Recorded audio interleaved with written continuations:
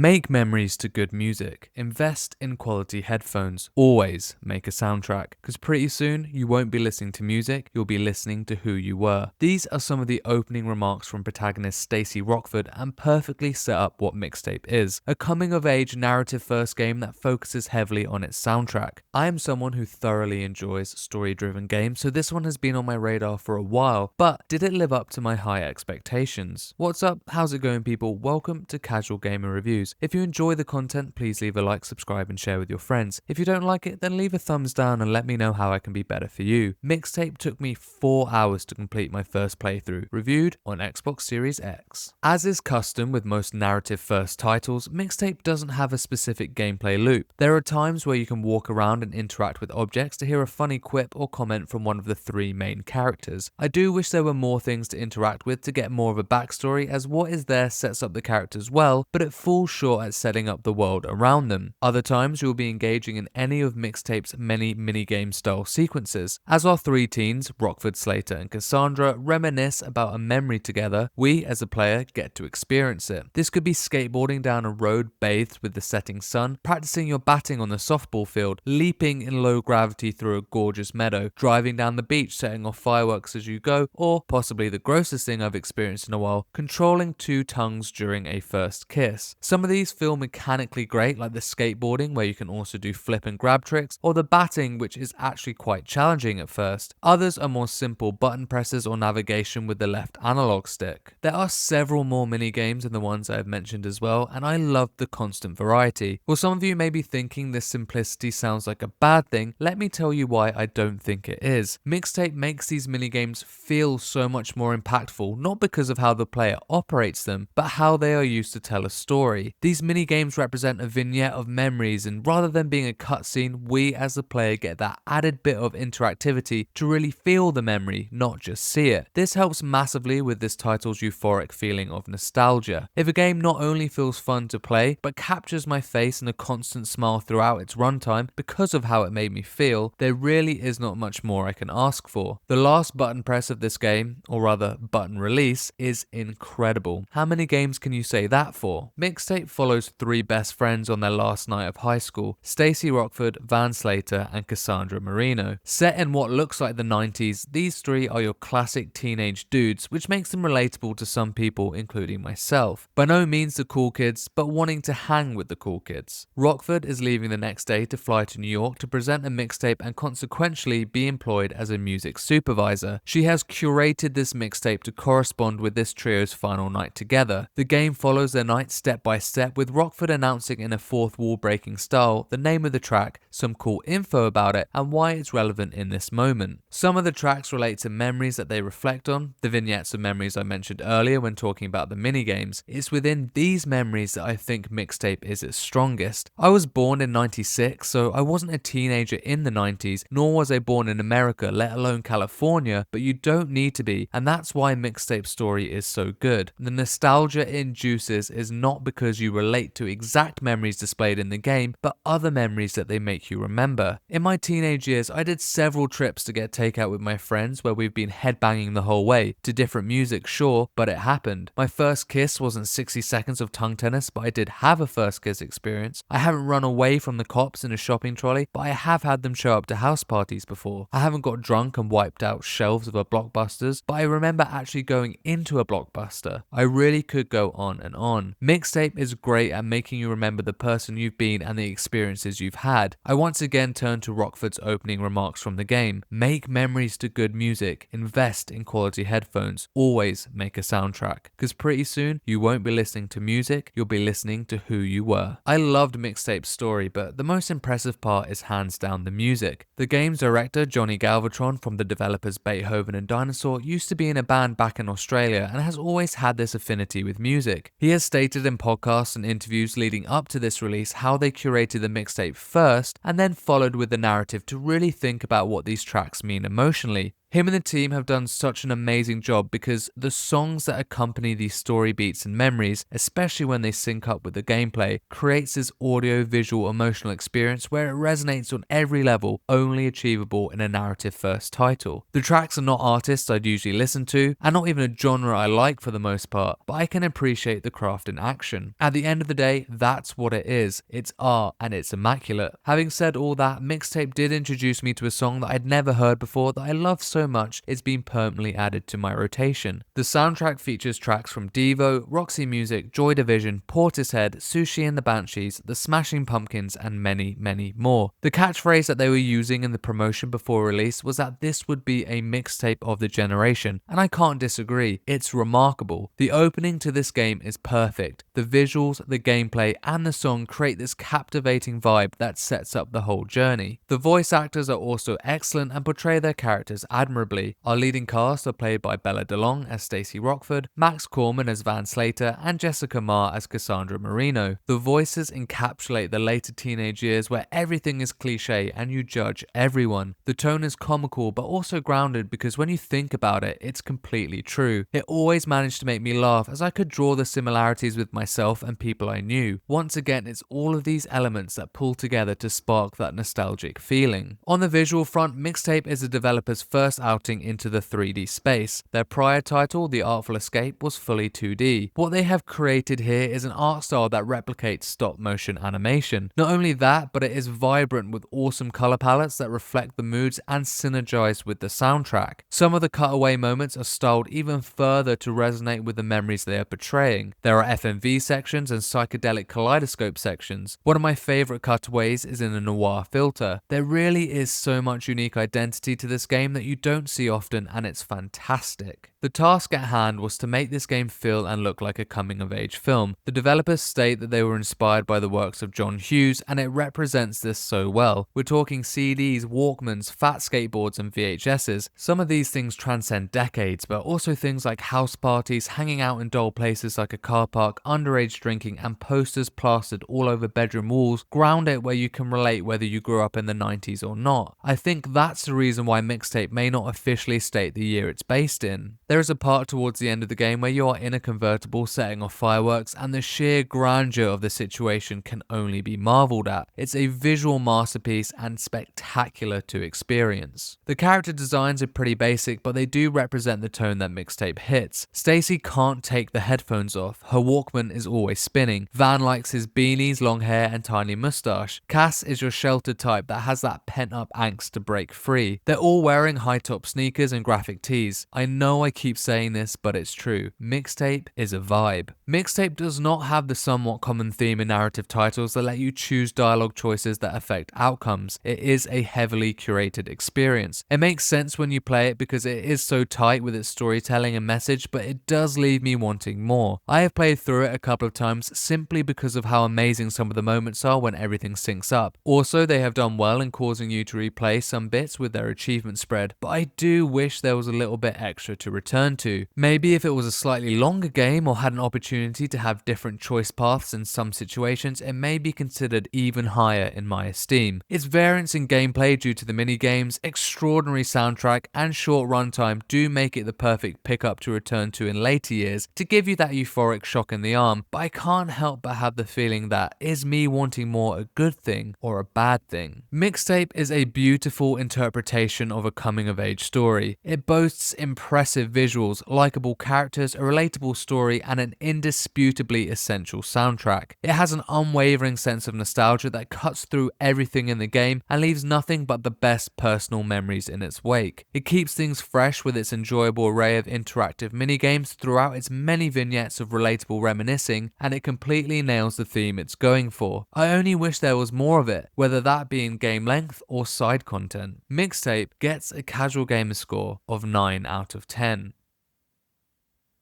If you like my reviews, then check the channel for more. Recently I have uploaded reviews for Mouse PI for Hire, Replaced, and Opus Prism Peak. Check out my game release calendars as well to look out for all the upcoming releases. Let me know in the comments below if you're going to check out Mixtape, and for everything else, Casual Gamer, keep it here.